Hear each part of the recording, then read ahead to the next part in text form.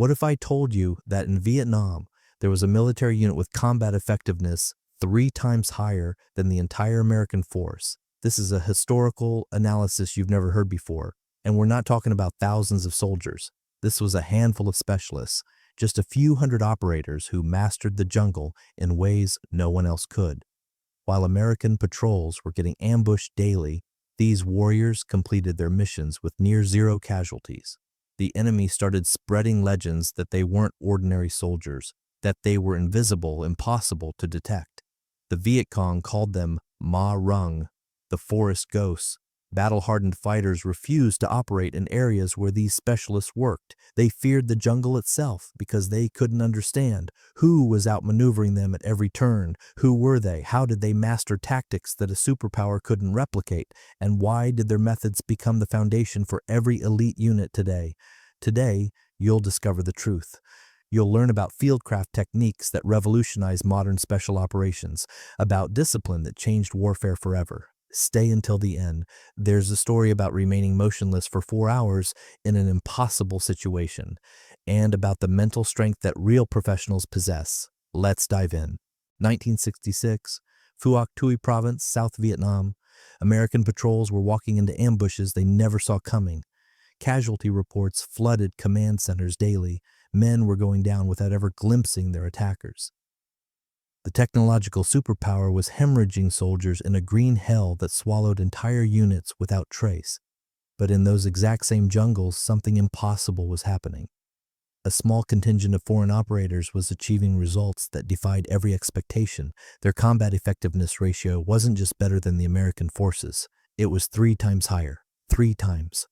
While entire U.S. companies were getting mauled in the vegetation, these specialists were completing mission after mission with virtually zero casualties. The numbers were so extreme that Pentagon analysts initially suspected reporting errors. Who were these warriors? How could several hundred operators outperform tens of thousands of American troops in identical terrain? The answer would shake the foundations of modern military doctrine and expose a brutal truth about technological warfare versus pure tactical mastery. The Australian Special Air Service Regiment had arrived in Vietnam carrying something the Americans desperately lacked: experience. Real jungle experience from years of counterinsurgency operations in Malaya. While U.S. commanders were still thinking in terms of European battlefields and Pacific Island assaults, the Australians understood a fundamental principle that would save thousands of lives. And the jungle wasn't the enemy. Ignorance was. But this revelation came at a moment when American confidence was cracking under relentless pressure. The United States military entered Vietnam with overwhelming force and unshakable certainty. Their doctrine had crushed the Wehrmacht across Europe and demolished Imperial Japan across the Pacific. Massive firepower, heavy mechanized units, artillery barrages that turned landscapes into moonscapes. These tactics had brought the most powerful military forces in human history to their knees. Surely a guerrilla army in black pajamas stood no chance. The reality proved catastrophic. American units moved through the jungle in formations designed for open warfare, platoons, sometimes entire companies, marching in predictable columns. The noise was staggering. Equipment clanged against metal frames. Radio operators called out coordinates. Officers barked orders. Helicopters thundered overhead, announcing troop movements to anyone within kilometers. The Vietcong didn't need sophisticated intelligence networks. They could literally hear the Americans coming from half a kilometer away. The enemy response was brutally simple and devastatingly effective. Disappear, melt into the vegetation, or worse, prepare a perfect ambush and wait for the noisy giants to stumble directly into prepared positions. American patrols would enter a seemingly empty stretch of jungle and suddenly erupt into chaos. Gunfire from invisible positions, casualties mounting in seconds. By the time air support arrived, the attackers had vanished completely, leaving only blood and confusion behind. Morale began fracturing under the psychological weight of invisible warfare. Soldiers were fighting an enemy they couldn't see, couldn't predict, and couldn't corner. Every tree could hide a sniper. Every trail could be booby-trapped. The jungle itself felt hostile, watching, waiting. Some units reported that the constant tension was worse than actual combat. At least in a firefight, you knew where the enemy was, In the silent green corridors between engagements, death could come from anywhere at any moment. Command centers scrambled for solutions. They increased patrols. They expanded air reconnaissance. They poured more troops into contested areas. Nothing worked. The fundamental approach was flawed. The Americans were trying to impose industrial-age warfare onto an environment that rewarded patience, silence, and intimate knowledge of terrain. Technology meant nothing when the enemy could hear your helicopters 15 minutes before they arrived. Firepower meant nothing when you couldn't find targets. Numbers meant nothing when every large formation announced its presence to an enemy that fought only when advantageous. Yet the crisis deepened with each passing month. By mid-1966, some American units were experiencing ambush rates approaching 40% of patrols. Entire operations were being planned around the assumption that contact was inevitable and casualties acceptable. This wasn't warfare, it was attrition, and the political will to sustain such losses was already showing cracks back home. Commanders needed a breakthrough. They needed proof that this type of combat could be won. That proof was operating in the same province, achieving results that seemed impossible by comparison. The Australian SAS patrols were slipping into Vietcong-controlled territory and returning with confirmed enemy neutralizations, captured supplies, and critical intelligence. Their casualty rate was nearly zero. Their operational security was so tight that the enemy rarely knew they'd been in an area until bodies were discovered days later. American officers began paying attention. Detailed reports reached MACV headquarters describing Australian tactics that contradicted every principle of U.S. jungle warfare doctrine. Small teams of 4 to 5 operators, movements measured in meters per hour rather than kilometers, absolute noise discipline, no unnecessary equipment, no predictable patterns. The Australians weren't fighting the jungle, they were becoming part of it. The contrast was stunning and humbling. While American companies crashed through vegetation leaving trails a child could follow, Australian patrols passed through the same terrain leaving virtually no trace.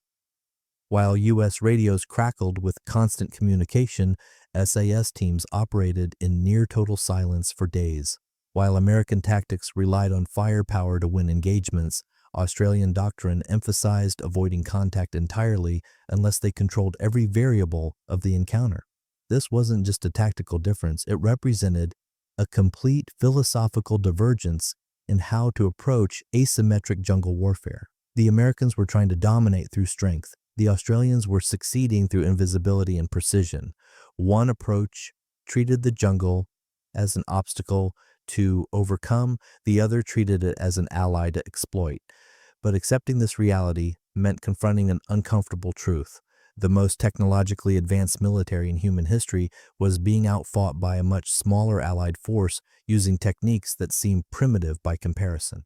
No advanced communications, no heavy support weapons, no reliance on air power or artillery, just fieldcraft, discipline, and an almost supernatural ability to read terrain and predict enemy behavior. The question facing American command was whether their forces could adapt quickly enough. Could soldiers trained for conventional warfare learn to fight like hunters? Could a military culture built on overwhelming force embrace the patient, silent methods that were proving so devastatingly effective? The answer would determine not just the outcome in Vietnam, but the future of special operations warfare for generations to come. And the first step was understanding exactly what made the Australian SAS so extraordinarily lethal in an environment where America's advantages meant nothing. If the solution arrived quietly in early 1966, no fanfare, no dramatic announcements, just a small contingent of soldiers who moved differently, spoke differently, and carried themselves with the quiet confidence of men who had already fought this exact war and won. The Australian Special Air Service Regiment stepped off transport aircraft at Nui Dat Base and immediately began operations that would rewrite the tactical playbook for every Special Forces unit that followed. These weren't fresh recruits learning jungle warfare from manuals written in air-conditioned offices. The Australian operators carried something far more valuable than advanced equipment or numerical superiority. They carried institutional memory, forged in blood and silence across another Southeast Asian jungle conflict that most Americans had never heard of. The Malayan emergency had been their crucible, and it had taught lessons that no training exercise could replicate.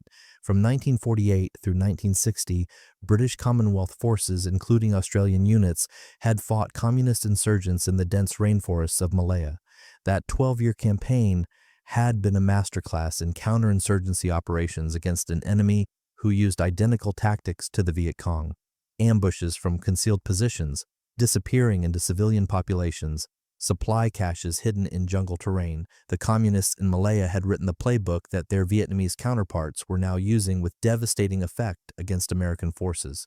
But the Australians and their British counterparts had cracked that code through painful trial and error. They had learned that you couldn't defeat a jungle insurgency with conventional tactics. You couldn't bomb them into submission. You couldn't sweep through with large formations and expect meaningful results.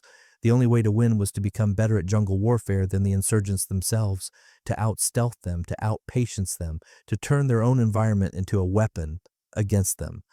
The Australian SAS traced its lineage directly to the British Special Air Service, the legendary unit that had revolutionized unconventional warfare during World War II. But that pedigree wasn't just institutional pride. It represented a completely different philosophy of military operations. Where conventional forces sought to dominate through mass and firepower, the SAS doctrine emphasized small teams operating with maximum autonomy behind enemy lines. Selection was brutal. Training was relentless. The attrition rate for candidates was staggering because the standards refused to bend. But this brutal selection process produced operators who functioned at a level that seemed superhuman to outside observers. When the first Australian SAS patrols deployed into Phuoc Tuy province, American liaison officers initially dismissed them as too small to matter. 4-man teams? Sometimes 5? What could such tiny units possibly accomplish in an operational environment where American companies of over 100 men were struggling? The skepticism was understandable, but revealed a fundamental misunderstanding of how the Australians intended to fight.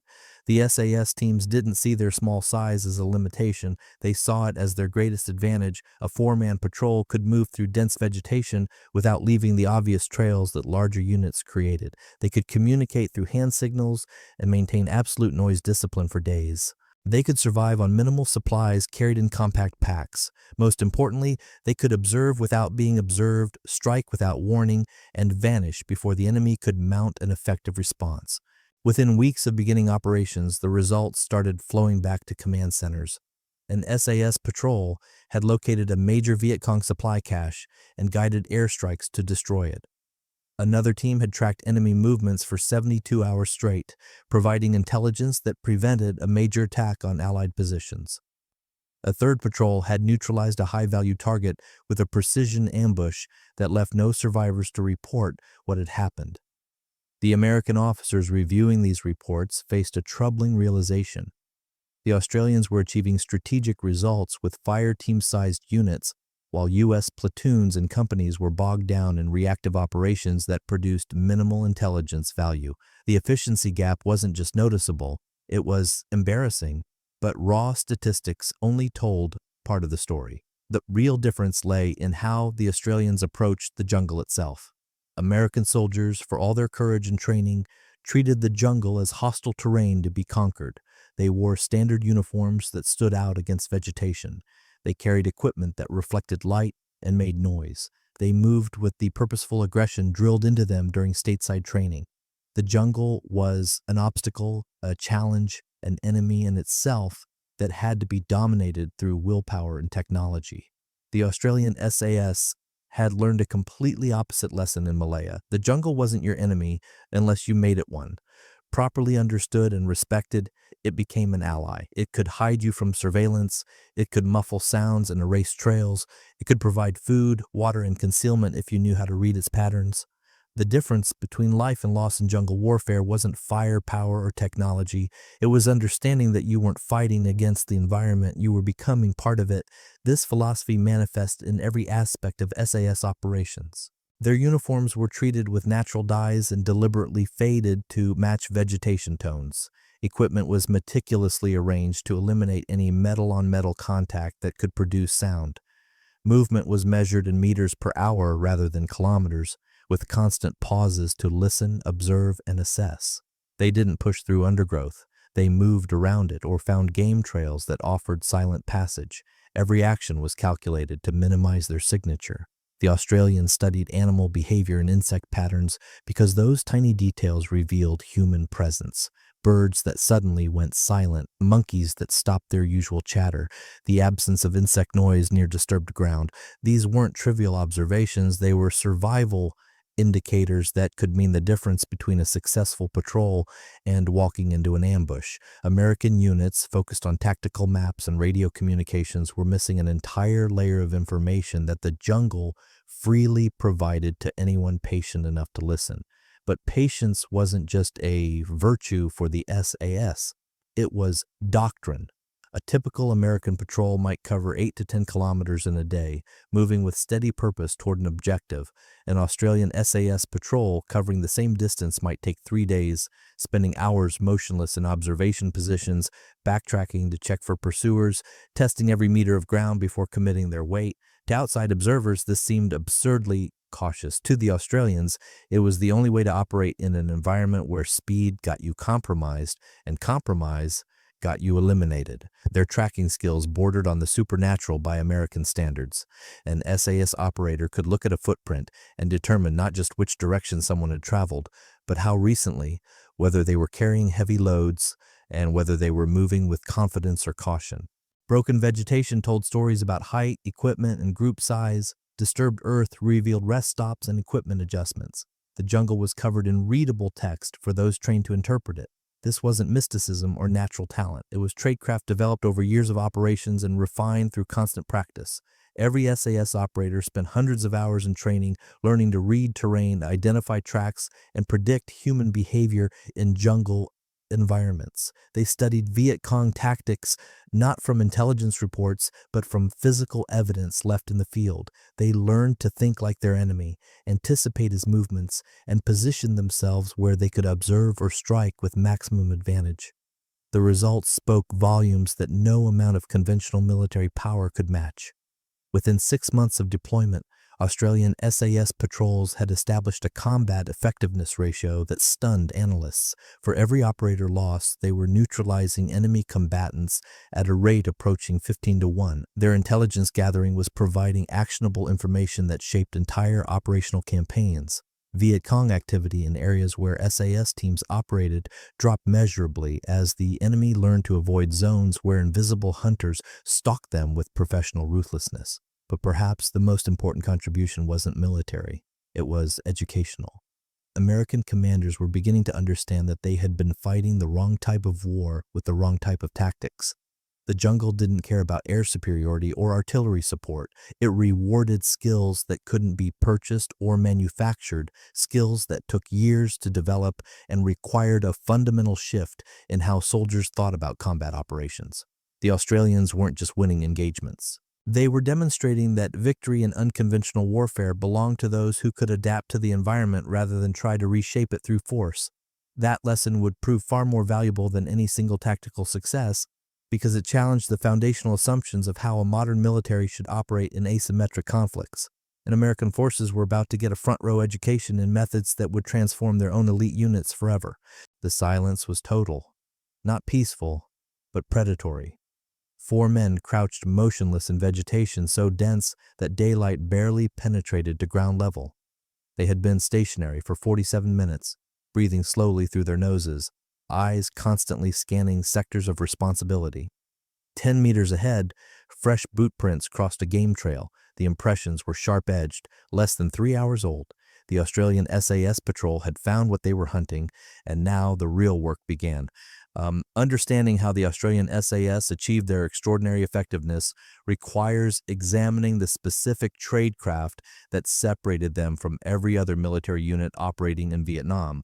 These weren't mystical abilities or lucky breaks. They were concrete techniques, refined through years of jungle operations and applied with surgical precision. The methodology could be taught, but it demanded discipline that most conventional forces simply couldn't sustain. Every Australian patrol operated with 4 to 5 men maximum. This wasn't arbitrary. Decades of British Commonwealth jungle warfare had proven that 4 was the optimal number for maintaining stealth while providing adequate security and capability. Each member had specialized skills, but cross-training ensured total redundancy. The patrol leader made tactical decisions and navigated. The scout moved first, reading terrain and identifying threats. The signaler maintained communications and handled demolitions. The medic provided casualty care and served as rear security. In a 5-man configuration, an additional rifleman provided extra firepower and observation capability. But size alone didn't explain their success. The real advantage came from how these small teams moved through hostile territory. Noise discipline approached religious fanaticism. Equipment was secured so meticulously that not a single item could shift or contact another surface during movement. Metal components were wrapped in cloth or tape. Canteens were only filled 3/4 full to prevent sloshing. Magazines were packed with exact cartridge counts to eliminate rattling. Even clothing was selected and modified to minimize sound production. Every zipper, every button, every seam was tested and adjusted until the entire kit was acoustically neutral. Movement itself became an art form that defied conventional military training. American patrols typically covered 8 to 12 kilometers daily. An SAS team might cover 2 kilometers in 6 hours and consider it productive progress. They didn't walk through the jungle. They infiltrated it, one calculated step at a time. Each foot placement was tested before weight shifted forward. Branches weren't pushed aside. Patrols moved around obstacles or found natural gaps that required zero disturbance. Speed was irrelevant. Invisibility was everything. The psychological demands of this approach were crushing.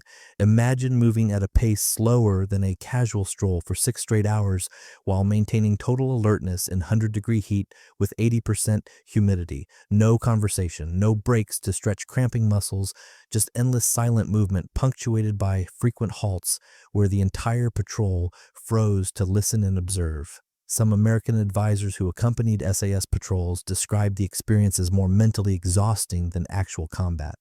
But this excruciating patience enabled capabilities that conventional units couldn't match. The Australians didn't search randomly for the enemy. They tracked him with precision that turned jungle floors into readable documents. A broken spider web indicated passage within the last 12 hours. Crushed vegetation showed direction of travel and approximate group size. Mud on leaves meant someone had slipped and caught themselves. The depth and shape of footprints revealed whether individuals were carrying heavy loads, moving quickly, or proceeding cautiously.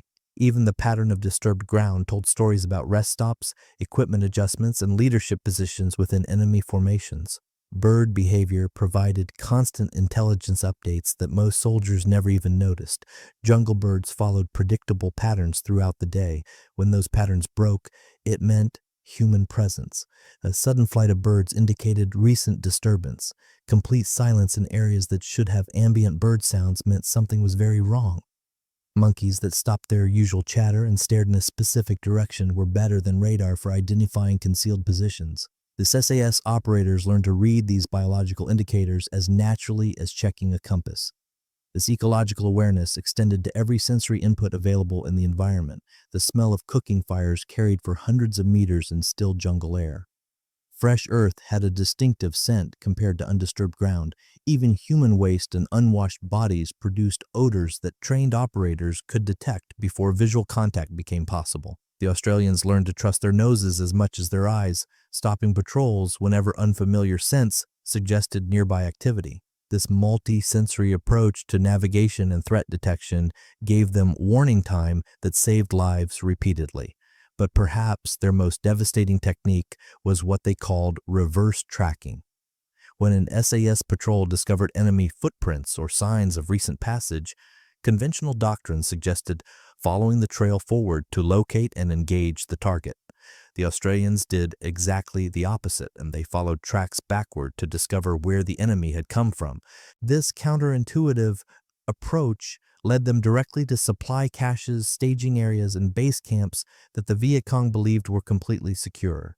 Instead of chasing mobile patrols through the jungle, the SAS struck at the infrastructure that sustained enemy operations. The intelligence value of this technique was staggering. A single successful reverse track could map an entire enemy logistics network. Captured documents and equipment from these raids provided information that shaped operational planning for weeks. Destroying supply caches forced the Vietcong to expose themselves through increased transportation activity that made them vulnerable to further interdiction. The Australians weren't just eliminating enemy combatants, they were systematically dismantling the support structures that made continued resistance possible. Their ambush tactics reflected the same methodical precision that characterized all SAS operations. When Australian patrols decided to engage enemy forces, they did so only after establishing total control over the tactical situation. They studied approach routes to identify where enemy movement was most predictable and constrained. They positioned themselves to create overlapping fields of fire that left no covered escape routes. They calculated precise engagement ranges and assigned each team member specific sectors to ensure maximum efficiency and minimum ammunition expenditure. By the time they initiated contact, the outcome was essentially predetermined. American officers observing these preparations were initially frustrated by how long the Australians took to set up a simple ambush. A U.S. unit might establish a hasty ambush in 15 minutes and hope for success. An SAS team would spend 6 hours positioning themselves with geometric precision, ensuring that every angle was covered and every contingency planned. The difference showed in the results. American ambushes frequently devolved into chaotic firefights with uncertain outcomes. Australian ambushes were brief, violent, and absolutely decisive.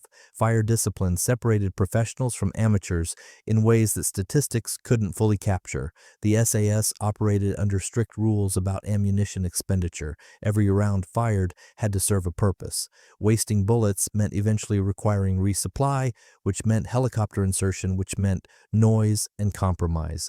In an environment where stealth was survival, unnecessary shooting was considered a failure of planning and discipline. Operators were trained to wait for certainty before engaging. If they couldn't guarantee elimination of the target, they didn't fire. This restraint seemed alien to American forces accustomed to suppressive fire and overwhelming volume. But restraint didn't mean passivity or hesitation. When Australian patrols initiated contact, they did so with calculated violence that shocked enemies expecting typical guerrilla skirmishing. The first seconds of an SAS ambush typically resulted in complete neutralization of the target before effective response was possible. Then the patrol vanished, moving immediately to pre-planned extraction routes while the enemy was still processing what had happened. Speed after contact was as important as patience before it. Navigation through trackless jungle required skills that went beyond map reading and compass work. The Australians learned to use vegetation types as directional indicators. Certain trees grew preferentially on ridgelines. Moss patterns on bark indicated north-facing slopes. Water flow in small streams revealed elevation gradients better than topographic maps. They memorized the feel of different terrain underfoot so they could navigate silently even in complete darkness. This intimate terrain knowledge allowed them to move through areas that American units wouldn't attempt without daylight and clear trails. Their ability to predict ambush locations saved countless lives through pure analytical observation. The Vietcong favored specific terrain features for ambush sites: narrow trail sections with thick vegetation on both sides, water crossings where targets were focused on maintaining balance, sharp turns where fields of fire were naturally restricted. Once you understood these patterns, avoiding ambushes became a matter of recognizing terrain features and either bypassing them entirely or approaching with extreme caution after detailed reconnaissance. The psychological impact of operating with such methodical precision created a feedback loop that amplified effectiveness. Vietcong units that survived encounters with Australian patrols reported an enemy that seemed supernaturally aware and impossibly patient. They described feeling watched for hours before attacks that came from unexpected directions with no warning. The communists began avoiding areas where SAS teams operated, creating de facto safe zones that expanded Allied control without requiring large troop commitments. Fear became a force multiplier more effective than additional battalions. This psychological warfare wasn't accidental. The Australians understood that every enemy combatant who survived an encounter would spread stories that enhanced their reputation. They deliberately structured operations to maximize enemy uncertainty and fear. Bodies were left in positions that made it unclear how many attackers had been present. Ambush sites were abandoned so quickly that tracking became impossible. The message was clear: you cannot predict when or how they will strike, and you cannot pursue them afterward. American observers struggled to reconcile what they were seeing with their own training and doctrine. How could such small teams achieve strategic impact? How could patience and silence defeat numerical superiority? The cognitive dissonance was profound, but the results couldn't be argued with. The Australians were proving that modern warfare in jungle environments required completely rethinking fundamental assumptions about force structure, tactics, and operational tempo. And the lessons were about to become very personal for American units who would learn these methods firsthand. The patrol hadn't returned. Senior Lieutenant Nguyen Van Thao waited at the rally point through dawn, then midday, then into the oppressive afternoon heat. 7 men had left the camp 36 hours earlier on a routine reconnaissance sweep through Grid Square Tango 4, battle-hardened fighters who knew these forests better than the lines on their own palms. They should have reported back 18 hours ago. The silence from their sector felt wrong in ways Thao couldn't articulate but understood instinctively. By late afternoon, Thao assembled a search element of 12 men and moved toward the last known position. And they found the patrol 3 kilometers from base camp, scattered across a small clearing near a stream crossing. Every single man was gone. No sounds of struggle, no expended cartridge cases, no blood trails indicating wounded dragging themselves away. The bodies lay in positions suggesting they had simply stopped existing mid-task. One man was frozen reaching for his canteen, another appeared to have been adjusting his pack straps. A third lay as if sleeping, weapons still cradled in relaxed arms. Thao had seen combat casualties for 8 years. He knew what ambushes looked like, what booby traps produced, what close-quarters fighting left behind. This matched none of those patterns. The men showed minimal external trauma. Their equipment remained untouched. Even their weapons were still present, which made no tactical sense whatsoever. Enemy forces always collected captured rifles, always. Yet here lay 7 AK-47s in perfect working condition, abandoned like trash. But the true horror revealed itself in the details that veteran soldiers noticed immediately. The clearing showed no signs of a firefight, no bullet impacts on trees, no disturbed earth from grenades or mortars. The stream ran clear without the turbidity that combat produces when hundreds of rounds churn mud and vegetation. Most disturbing of all, the surrounding jungle remained pristine. Whoever had done this had left essentially no trace of their presence. They had moved through dense vegetation, eliminated 7 armed men, and departed without creating readable tracks or broken foliage. That level of operational security seemed beyond human capability. Thao's search team began whispering immediately. Older fighters recognized something that younger recruits didn't yet understand. This wasn't warfare. This was something else, something that operated by rules the communists didn't comprehend. The whispers coalesced around an ancient term that predated the revolution, predated even the French colonial period. Rung, the forest ghosts, spirits that inhabited the deepest jungle and punished those who violated their domain. Rational military commanders don't make decisions based on superstition. Thao knew this. He had studied Marxist materialism and rejected peasant mysticism as counter-revolutionary thinking. But he also knew that something was eliminating his patrols with surgical precision in ways that defied tactical explanation. 3 separate incidents in 6 weeks, 19 men lost, 0 confirmed enemy casualties in return. The mathematics of the situation pointed toward a threat that conventional countermeasures couldn't address. The psychological impact rippled through Vietcong units operating in Phuoc Tuy province with devastating speed. Fighters who had faced American firepower without flinching began refusing assignments in certain grid squares. Veterans who had survived years of combat developed sudden reluctance to patrol specific trail networks. Unit cohesion started fracturing as soldiers questioned whether tactical objectives were worth entering zones where men disappeared without explanation. Command elements found themselves struggling to maintain operational tempo because entire squads were effectively boycotting missions into areas where the ghosts hunted. The whispered stories grew more elaborate with each retelling. Some fighters claimed to have felt eyes watching them from vegetation that appeared empty. Others reported hearing breathing sounds that stopped the instant they tried to locate the source. A few described an oppressive silence that descended over the jungle seconds before attacks, as if the forest itself was holding its breath. These accounts mixed genuine observation with terrified imagination, but the underlying reality remained undeniable. Something was out there, and it operated with capabilities that seemed supernatural to men who thought they understood jungle warfare. Intelligence officers in Hanoi initially dismissed these reports as defeatist propaganda or psychological warfare planted by American agents.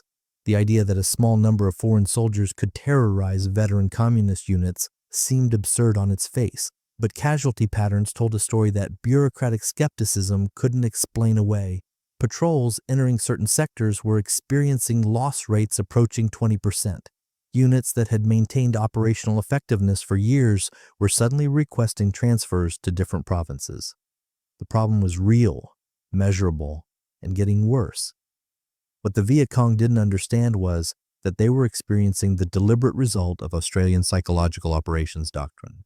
The SAS teams operating in those grid squares weren't just eliminating enemy combatants, they were carefully engineering encounters to maximize fear and uncertainty. They struck in ways that seemed impossible to predict or counter. They left just enough evidence to confirm their presence, but never enough to reveal their methods. They created an atmosphere where the jungle itself felt hostile, where every shadow could hide death, where the only rational response seemed to be complete avoidance. The psychological dimension multiplied the effectiveness of tiny four-man patrols beyond what firepower alone could ever achieve. A single successful SAS ambush that left no survivors could render entire square kilometers operationally off-limits to enemy forces. The Vietcong weren't retreating because they were militarily defeated. They were withdrawing because the psychological cost of operating in those areas exceeded their ability to sustain morale and discipline. But while the enemy was learning to fear the forest, American forces were about to receive an education that would transform their entire approach to special operations warfare. The first group of U.S. Army Rangers arrived at the Australian compound in late 1966 with mixed expectations. They knew the Australians had impressive statistics. They'd heard stories about unconventional tactics and extreme patience, but they also carried the natural confidence of American soldiers who believed their training and equipment made them the finest fighting force on Earth. That confidence lasted approximately 6 hours into their first joint patrol. The culture shock began before they even entered the jungle. Australian operators spent 3 hours preparing for a patrol that American doctrine suggested required 30 minutes of preparation maximum. Every piece of equipment was inspected, adjusted, and re-inspected. Metal components were wrapped and tested for silence. Pack contents were arranged and rearranged until weight distribution was perfect. The Americans watched this meticulous preparation with growing impatience. This wasn't combat readiness. This was obsessive-compulsive disorder applied to military operations. Then they entered the jungle, and everything they thought they understood about patrolling disintegrated within the first kilometer. The Australian pace was glacial, not slow, but actually glacial. The lead scout would take a single step, pause for 30 seconds, take another step, pause again. Behind him, the patrol moved in perfect synchronization, each man matching the agonizing tempo without complaint or visible frustration. The Americans found this physically painful to maintain. Every instinct screamed to move faster, to cover ground, to accomplish something measurable. Instead, they were creeping through vegetation at a rate that made snails look efficient. After 2 hours, the American liaison sergeant quietly estimated they had covered perhaps 800 meters. His calculations suggested they were moving at roughly 400 meters per hour. At this rate, reaching an objective 6 kilometers distant would require 15 hours of continuous movement. The mission timeline allowed for 8 hours. The mathematics made no sense. Either the Australians were incompetent at basic navigation and planning, or something fundamental was being badly misunderstood. The Australian patrol leader sensed the frustration building among his American guests. During a scheduled halt, he used hand signals to direct their attention to specific details they had been walking past without noticing. Fresh boot prints crossing the route at 2 separate locations. Broken spider webs indicating recent passage by something man-sized. Bird behavior patterns that suggested human presence within 200 meters. vegetation disturbance that revealed a heavily used trail parallel to their route. The Americans had missed every single indicator. The lesson was brutal but necessary. Speed meant nothing if you walked into ambushes because you weren't paying attention. Covering ground meant nothing if you left tracks that enemy scouts could follow back to your position. Efficiency meant nothing if rushed movement got you compromised and eliminated before completing your mission. The Australians weren't moving slowly because they were cautious. They were moving at the exact pace required to survive in an environment where mistakes were punished with immediate casualties. By hour 4, the Americans were beginning to understand that they were witnessing a completely different philosophy of warfare. The Australians weren't soldiers in the conventional sense. They were hunters, conducting a stalk. Every movement was calculated for minimum signature. Every pause allowed comprehensive observation of their surroundings. Every decision prioritized invisibility over speed or comfort. This wasn't the aggressive forward momentum that American doctrine emphasized. This was patient, methodical infiltration that treated the enemy as dangerous game, requiring careful approach and perfect shot placement.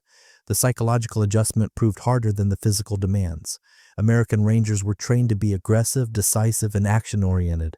Waiting contradicted every instinct their stateside training had developed. Moving this slowly felt passive, defensive, almost cowardly, but results couldn't argue with effectiveness. The Australian patrol navigated through areas where American units routinely made contact, yet they remained completely undetected. They moved past enemy positions that would have ambushed conventional patrols. They observed without being observed, gathered intelligence without compromise, and completed their mission with zero contact. The contrast became undeniable when the patrol encountered actual evidence of recent American movement through the same sector, a trail of broken vegetation, discarded packaging from ration meals, boot prints so obvious they looked deliberately placed, cigarette butts. The list went on. Every item represented a failure of field discipline that announced presence and intentions to anyone paying attention. The Australians examined these signs with expressions mixing pity and professional disdain. This was how you got people terminated unnecessarily. But the truly transformative moment came during an observation halt overlooking a known Vietcong trail network. The Australian patrol positioned themselves in dense vegetation with clear sight lines to multiple approach routes. Then they simply waited. 1 hour passed, 2 hours, 3 hours. The Americans found this excruciating. Muscles cramped, insects crawled over exposed skin. The heat was crushing. Every fiber demanded movement, adjustment, relief from discomfort. But the Australians remained absolutely motionless, breathing shallowly, eyes constantly scanning assigned sectors. This wasn't patience. This was a different species of endurance that American training hadn't even attempted to develop.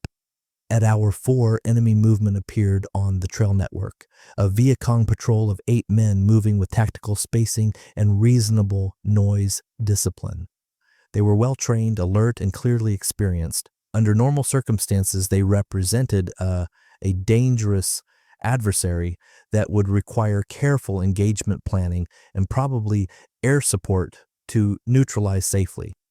The Australian patrol leader observed them through binoculars, noted details in a small waterproof notebook, and made zero move to engage. The enemy passed completely unaware that they had been under observation from less than 40 meters distance. The American Rangers were stunned. Why hadn't they engaged? They had perfect position, surprise, and adequate firepower. The target was legitimate and valuable. Instead, they had let the enemy walk away untouched, while gathering nothing but observations that could have been called in via radio without this entire patrol. The operation seemed like a complete waste of time and effort from an American tactical perspective. The patrol leader explained the reasoning during their extraction brief. Engaging would have required firing 20 to 30 rounds minimum to ensure target neutralization. That volume of fire would have announced their presence across several square kilometers. Enemy forces would have swarmed the area within 30 minutes. Extraction would have required helicopter support, which meant exposing aviation assets to ground fire. The tactical gain of eliminating 8 enemy combatants wasn't worth the operational cost of compromise. Instead, they now possessed detailed intelligence about enemy patrol patterns, equipment, and routes that would shape future operations for weeks. This calculus represented a fundamental inversion of American military thinking. U.S. doctrine emphasized destroying enemy forces whenever encountered. Contact was opportunity. Firepower was answer. The Australians operated under opposite principles. Contact was compromise. Intelligence was victory. Remaining undetected while gathering information was infinitely more valuable than temporary tactical success achieved through premature engagement. The Americans were learning that effective special operations required restraint more than aggression. Over the following weeks, more American observers rotated through Australian training programs. The initial resistance and skepticism gradually transformed into respect and then wholesale adoption. Ranger units began implementing Australian-style movement techniques. Long-range reconnaissance patrol teams started emphasizing stealth over speed. Special forces elements restructured their tactics to prioritize intelligence gathering over immediate combat. The transformation wasn't quick or easy, but it was thorough and permanent, and the lessons learned in those humid jungles would reshape American special operations doctrine for the next 50 years. The centipede was 15 centimeters long. Corporal James Mitchell felt its legs touching his left cheek with delicate precision, each tiny appendage registering like a pinpoint of ice against sweat-soaked skin. His eyes couldn't track it without moving his head. His peripheral vision caught only the segmented brown body as it explored the salt deposits around his eye socket. Every muscle in his body screamed for movement, for the simple human reflex of brushing away something crawling on his face. But 10 meters ahead, 32 Vietcong fighters were eating rice and cleaning weapons, completely unaware that 4 Australian SAS operators and 1 American observer were frozen in the vegetation watching them. The patrol had been compromising their position through a densely vegetated sector when the enemy appeared without warning. No advanced scouts, no noise discipline, just a full platoon-strength element that materialized on the trail ahead, while the SAS team was caught in open movement between concealment positions. Retreating was impossible. The slightest sound would trigger immediate contact at point-blank range against overwhelming numbers. The Australian patrol leader made the only decision available. He dropped into a crouch and became absolutely motionless. His 3 teammates mirrored the action instantly, freezing in whatever awkward positions their bodies occupied at that precise moment. Mitchell had been mid-step when the freeze order came through hand signals. His right leg was extended forward, left leg bent to absorb his weight, upper body twisted slightly for balance. Within 30 seconds, his thigh muscles began burning from the unnatural posture. Within 5 minutes, the burn transformed into searing pain. Within 15 minutes, his entire leg was trembling microscopically from muscular fatigue. But the Australian next to him remained perfectly still in an equally uncomfortable position, face betraying zero indication of the physical agony that Mitchell knew must be tearing through his body. The enemy force settled into their rest position with the casual confidence of men operating in territory they controlled completely. They stacked weapons. They lit small cooking fires using dry wood that produced minimal smoke. They laughed and talked in normal conversational tones. Several men removed boots to air their feet. Others performed equipment maintenance. A few simply lay back against trees and closed their eyes. The scene was so relaxed, so utterly unguarded, that Mitchell's tactical instincts revolted against remaining passive. This was a perfect ambush opportunity being wasted. But the Australian patrol leader's eyes told a different story. They communicated absolute certainty that movement meant elimination for everyone. The enemy numbers were too high, their dispersion too wide. Even a perfectly executed ambush would leave survivors who could call reinforcements. The mathematics were brutal but undeniable. 4 men, however skilled, couldn't guarantee complete neutralization of 30-plus targets before someone got off a warning shot or escaped into dense vegetation. Compromise would follow. Helicopters would be required for extraction. Casualties were nearly certain. The only winning move was absolute stillness until the enemy departed. The centipede continued its exploration of Mitchell's face with methodical thoroughness. It crawled across his cheekbone, paused to investigate his ear, then began a slow traverse across his forehead. Mitchell knew the species, Scolopendra subspinipes, highly venomous. A defensive bite would produce immediate excruciating pain, followed by severe swelling. In the confined vegetation where they were hiding, any sound of distress would alert the enemy instantly. But more importantly, the involuntary muscle spasms that accompanied centipede envenomation would make silent movement impossible for hours. Getting bitten wasn't just painful, it was tactically catastrophic. Sweat rolled down Mitchell's temples in continuous streams. The heat was crushing, well over 35 degrees Celsius with humidity approaching saturation. Every pore was leaking moisture. His uniform was soaked through completely. Dehydration was becoming a serious concern, but reaching for a canteen was obviously impossible. His mouth felt like sandpaper. His tongue was swelling. He tried to generate saliva but couldn't. The physical discomfort was approaching levels he hadn't experienced even during Ranger selection training, but physical pain was manageable compared to the psychological torture of the enforced stillness. Time moved with geological slowness. Each minute felt like 10. Each 10 minutes felt like an hour. Mitchell had no way to check his watch without moving his wrist. He tried counting seconds to maintain some sense of temporal progression, but concentration kept fragmenting under the weight of muscular agony and insect harassment. Mosquitoes had discovered the patrol within the first 30 minutes. They swarmed exposed skin with abandon, biting repeatedly, leaving welts that itched with maddening intensity. Scratching was impossible. Waving them away was possible, and enduring their assault without reaction was the only option available. The centipede reached Mitchell's right eye and paused. For 10 eternal seconds, it remained motionless on his eyelid. Mitchell's vision went dark on that side. Panic surged through his nervous system with chemical intensity.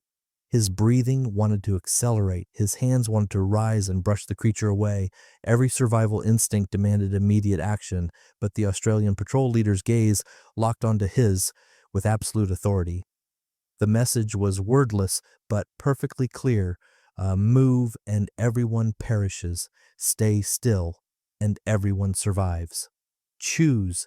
Mitchell chose stillness. The centipede eventually moved on, crawling down his neck and disappearing into his collar.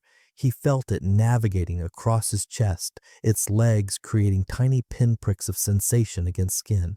Then it was gone, presumably exiting through some gap in his clothing.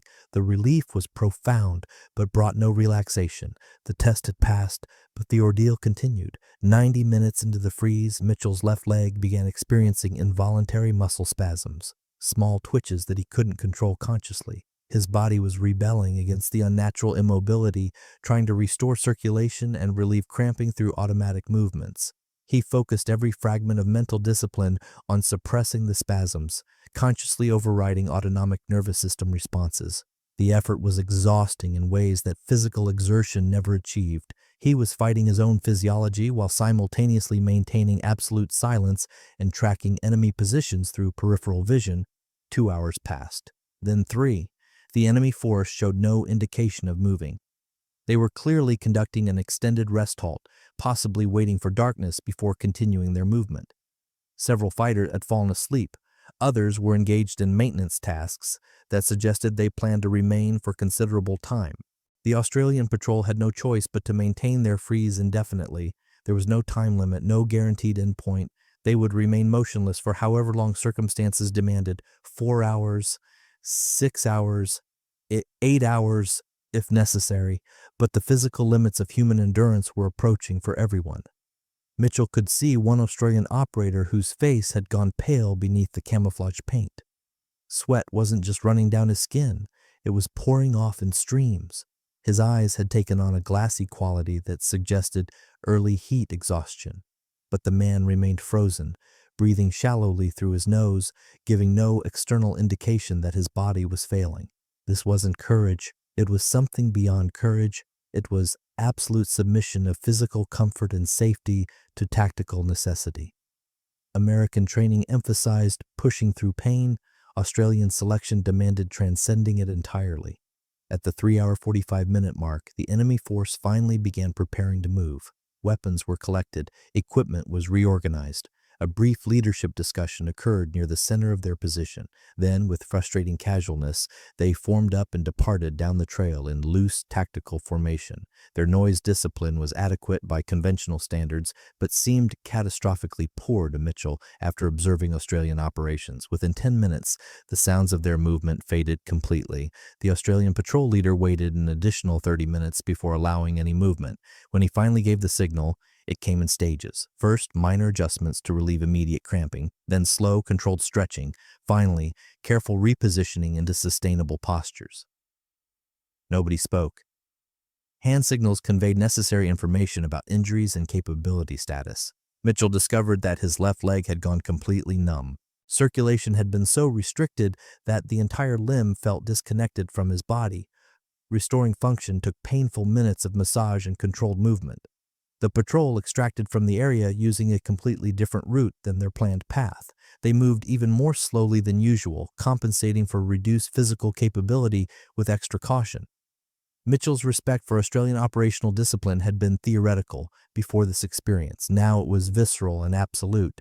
These men operated at a level that American special operations training didn't even attempt to develop. The gap wasn't about physical fitness or tactical knowledge. It was about mental architecture fundamentally different from what conventional selection processes produced.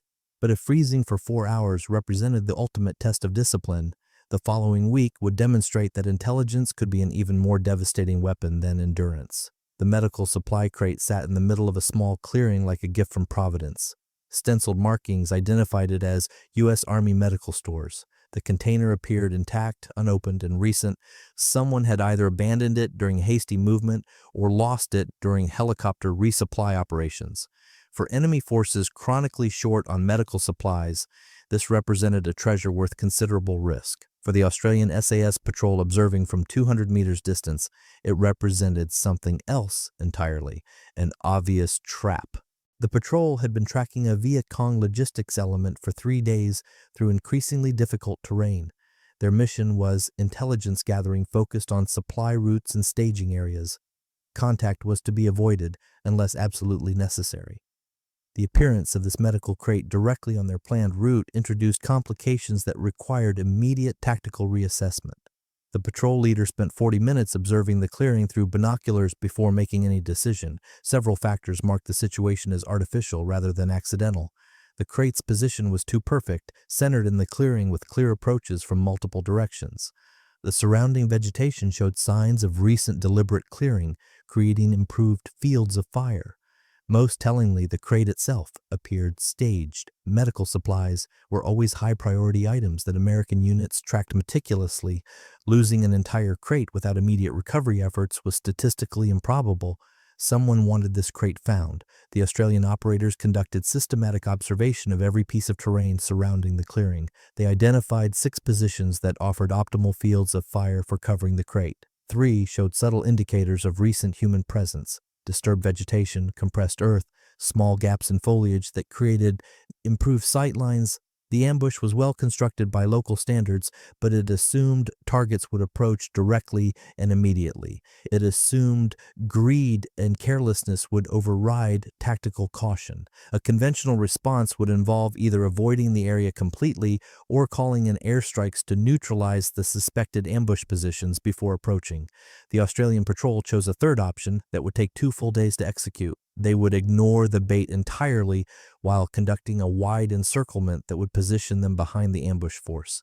Then they would wait for the enemy to reveal themselves through boredom, frustration, or necessity. Patience would defeat preparation.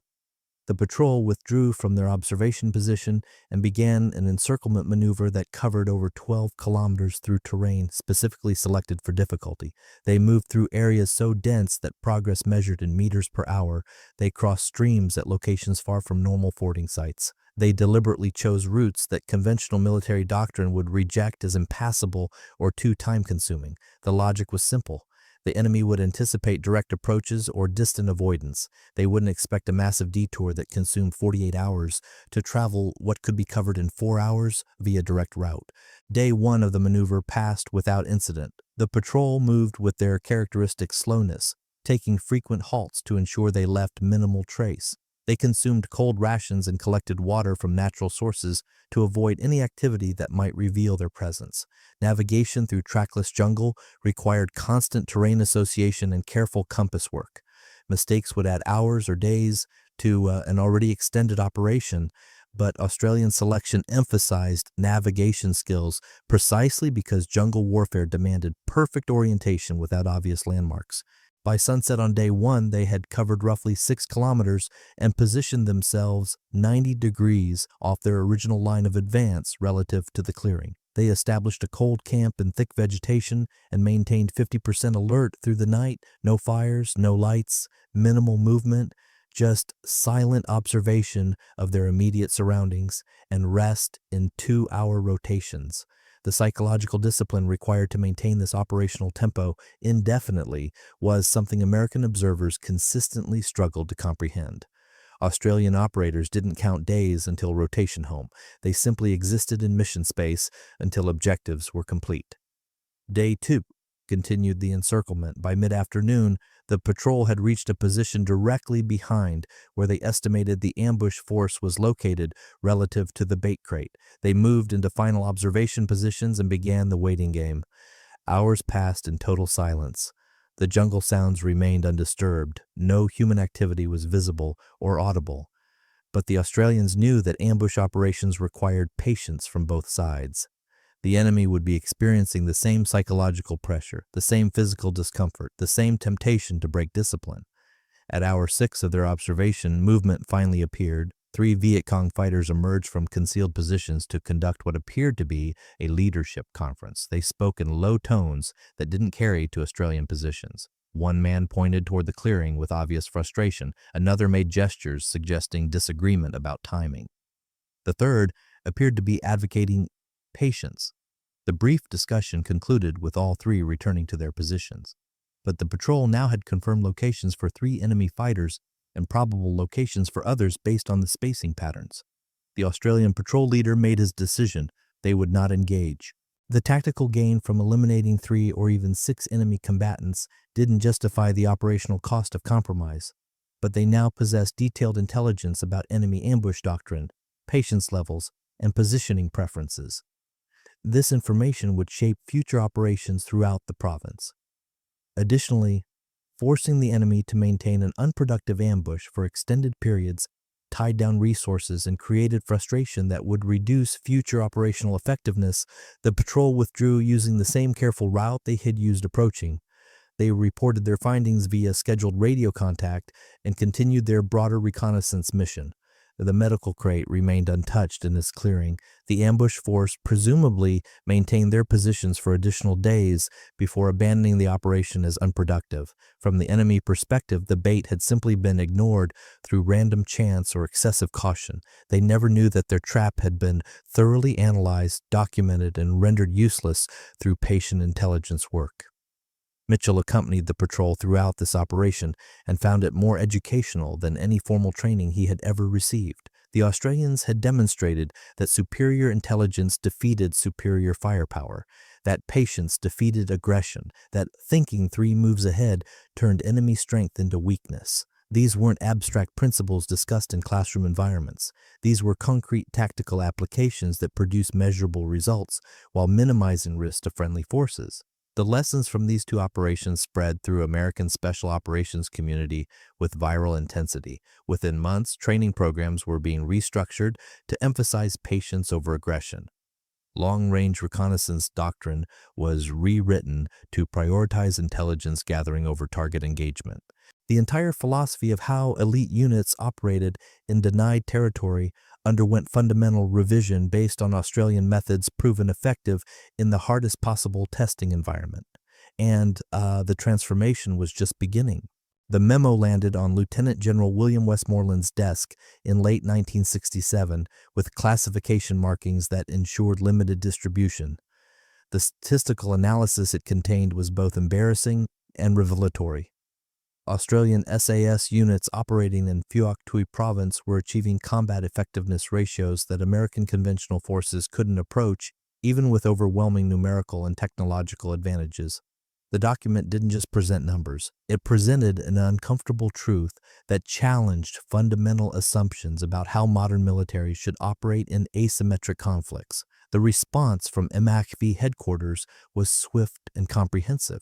If Australian methods worked, American forces would adopt them regardless of how much doctrinal revision was required. Pride had no place in warfare when soldiers were paying for tactical mistakes with their lives. Within months, training programs across the United States military began incorporating lessons learned from Australian SAS operations. But the transformation went far deeper than simply updating field manuals. It represented a complete philosophical shift in how America approached special operations warfare. The most immediate impact appeared in long-range reconnaissance patrol units that were already operating throughout Vietnam. These LRRP teams had been conducting deep reconnaissance missions with mixed success, often suffering casualties that called their operational viability into question. American doctrine emphasized aggressive patrolling and immediate engagement when enemy forces were located.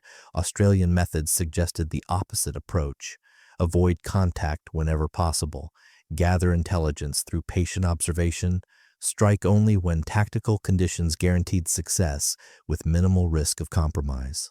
LRRP units that adopted Australian tactics experienced immediate improvements in both effectiveness and survival rates. Team sizes shrank from 6 or 7 men down to 4 or 5. Movement speeds decreased dramatically, while operational security improved proportionally. Noise discipline became absolute rather than relative. Equipment was ruthlessly minimized to reduce signature and increase mobility. The transformation wasn't comfortable for soldiers trained in conventional aggressive tactics, but results couldn't be argued with.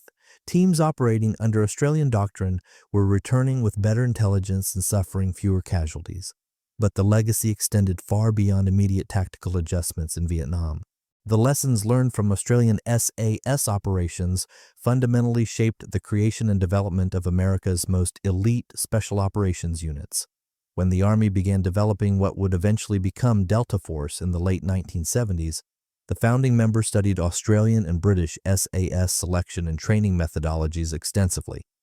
The emphasis on small team operations, individual initiative, and patient fieldcraft came directly from Commonwealth Special Forces doctrine, proven effective in Southeast Asian jungle warfare.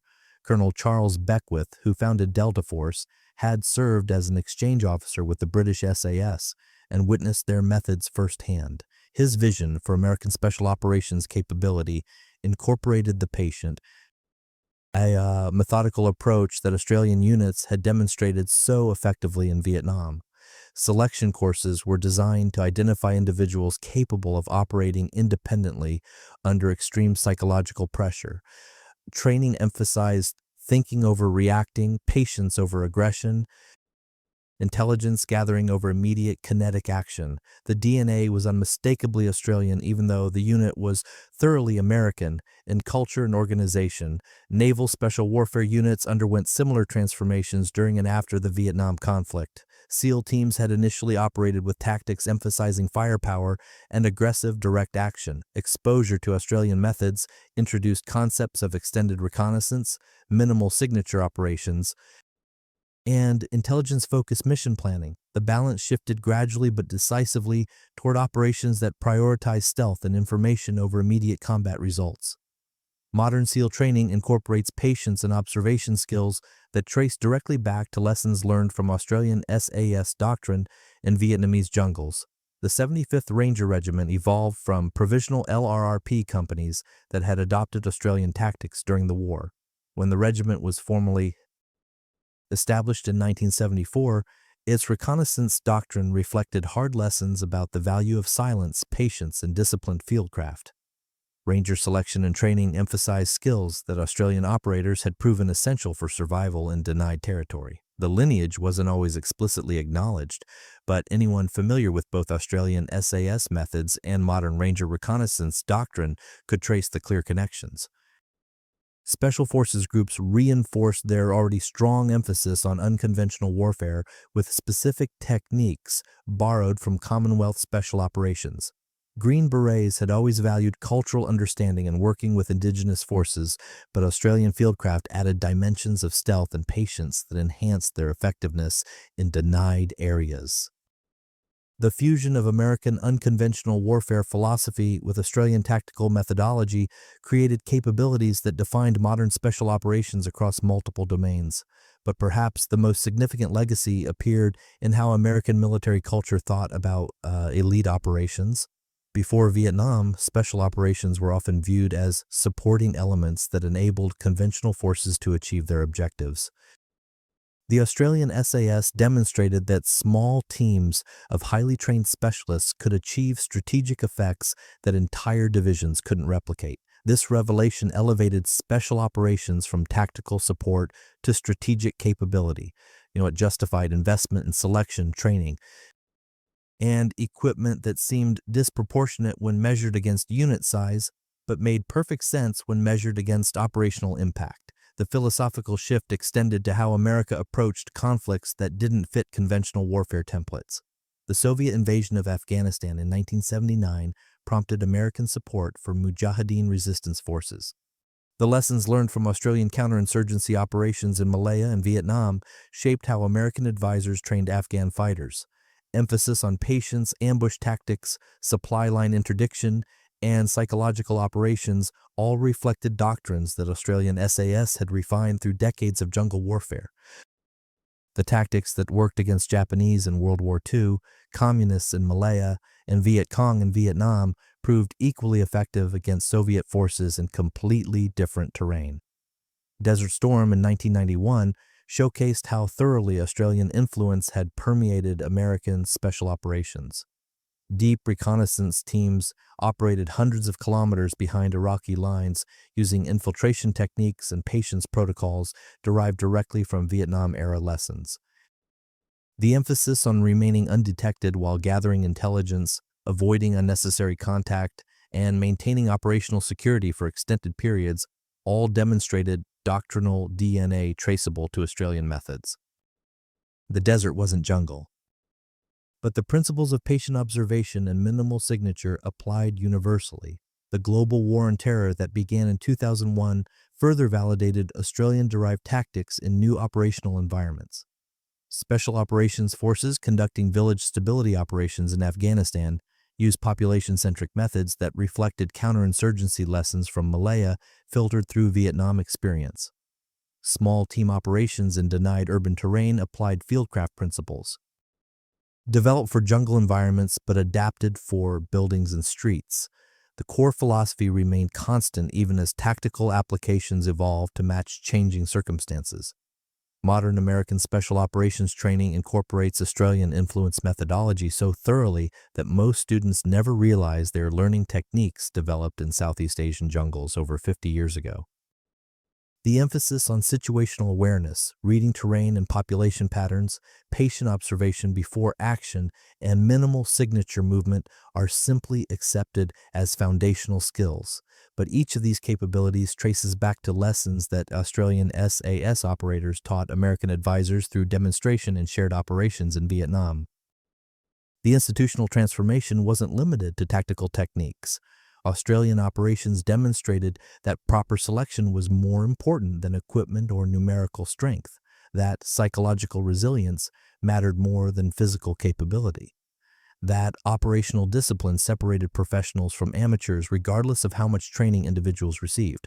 These insights shaped how America built its special operations community from selection through advanced training to operational deployment. The emphasis on mental toughness, self-discipline, and independent decision-making all reflected Australian influence on American military culture, but the price paid for this expertise remained largely invisible to those who benefited from the lessons learned. The psychological cost of operating at Australian SAS intensity levels was staggering in ways that medical science struggled to quantify or treat. Modern understanding of post-traumatic stress and combat-related psychological injury was primitive during the Vietnam era. Operators who returned from extended deployments showing signs of psychological strain were often dismissed as lacking mental toughness or commitment. The reality was that human nervous systems weren't designed to sustain the constant hypervigilance that jungle operations demanded for months at a time. Australian SAS veterans rarely discussed their experiences publicly after returning home. This silence wasn't modesty or adherence to operational security protocols.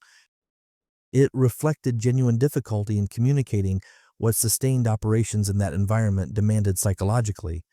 How do you explain to someone who has never experienced combat the sensation of remaining motionless for 4 hours while insects devour exposed skin? How do you describe the mental exhaustion of maintaining total silence for 72 consecutive hours? The experience existed outside normal human reference points. Many veterans reported that the hardest part wasn't the actual combat or even the constant physical discomfort. It was the relentless requirement to suppress every normal human response to stress and danger. Jumping at sudden sounds was natural. Swatting insects was instinctive. Adjusting cramped muscles was automatic. Australian operators learned to override all these responses completely, functioning in a state of conscious control that most humans never develop or need. Sustaining that level of self-regulation for extended periods produced psychological effects that persisted for decades after leaving service. Sleep disturbances affected a disproportionate number of SAS veterans. Years of training their nervous systems to wake at the slightest unusual sound created hypersensitivity that civilian life couldn't accommodate. Normal household noises that others slept through would trigger instant wakefulness and threat assessment. The inability to ever fully relax, to truly let psychological guard down, became a permanent feature of daily existence for many operators. They had trained themselves so thoroughly to remain alert that turning off that alertness became impossible. Relationships suffered under the weight of experiences that couldn't be shared or explained. How could someone who had never faced life or death decisions understand the psychological burden of knowing that a single moment of carelessness could result in the loss of your entire team? The responsibility that SAS operators carried wasn't just personal survival.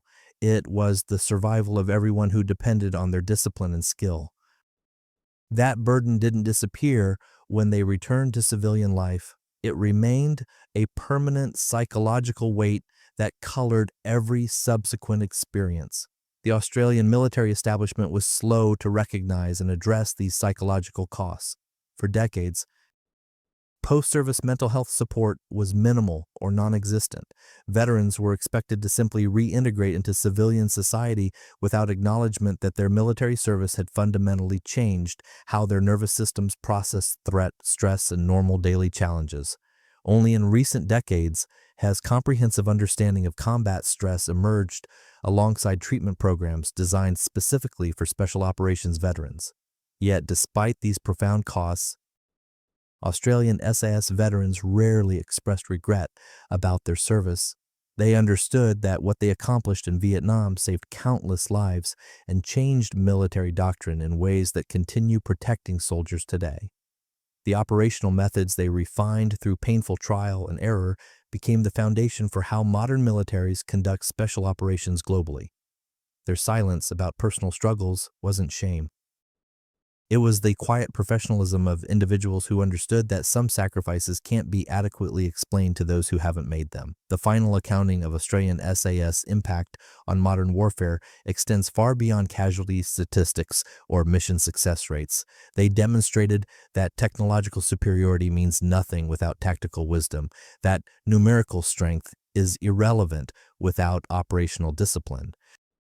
That firepower achieves temporary results while methodology creates lasting change. The lessons they taught reshaped how the world's most powerful military approaches, asymmetric warfare, unconventional operations, and special mission execution. American forces entered Vietnam as a conventional superpower, confident that technology and resources would overwhelm any opposition. They left with humility born from hard lessons about the limits of firepower when facing adaptive enemies in complex environments. The Australian SAS achieved combat effectiveness 3 times higher than American forces with just a handful of operators. They became the Rung, the forest ghosts that the Vietcong refused to face.